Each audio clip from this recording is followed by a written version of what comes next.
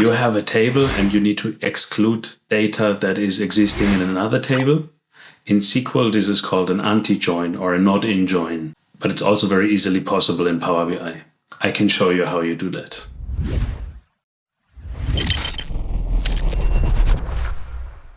In data analysis, sometimes you have to remove rows from one table that exist in another table. For example, we want to analyze the sales of any online store, and we want to analyze the sales of normal people. Unfortunately, we have also a few companies that are buying, but companies are not buying in a normal amount. Companies are buying bigger amounts, so they are somehow influencing the result in our analysis. That's the reason we want to remove the rows or the sales from companies.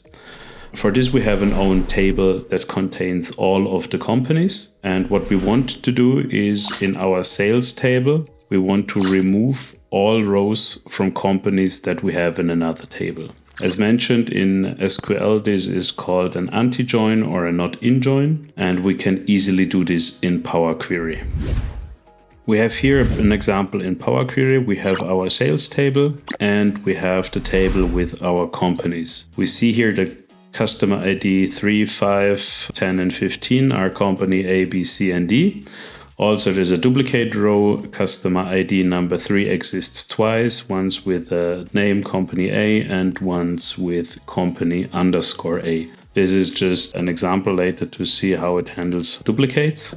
And what we want to do from our sales table, we want to remove all the sales that was made from companies. The question is, how can we do such an anti-join in Power Query? To do that, it's pretty easy. Here on top, we have the merge queries. And in our case, we just click on merge queries. We want to merge our sales table with our companies table. The merge happens over the customer key. And as a join selection, we have to change that to a left anti. And as you already see in the description, it says it only keeps the rows in the first and removes the rows that have a match in the second. In our case, you see it excludes 6 out of 29 rows. And if we click on OK, we see the list is a lot smaller. If we now click here, we see that there is actually no match because all the rows that were companies were already removed. So in our case, we can just go ahead and remove the companies column. And like this, we could easily do an anti-join. We removed now from our dataset, from our sales table, all the companies and only the sales of existing customers, real-world customers, not companies, are existing in this table. I mentioned before that we had a duplicate row, so we had customer ID 3 twice, once with the name company A and once with the company _A. Now the question is what happened here. If we go 2 steps back, we see that we have one row from this customer, and after the merge it happened without any issue.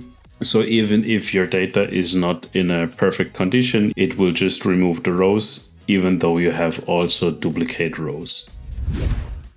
As you've seen, it's very easy to do an anti-join in Power Query. With a few clicks, you could solve that. Don't forget to like and subscribe to stay up to date with the upcoming videos, and see you next week.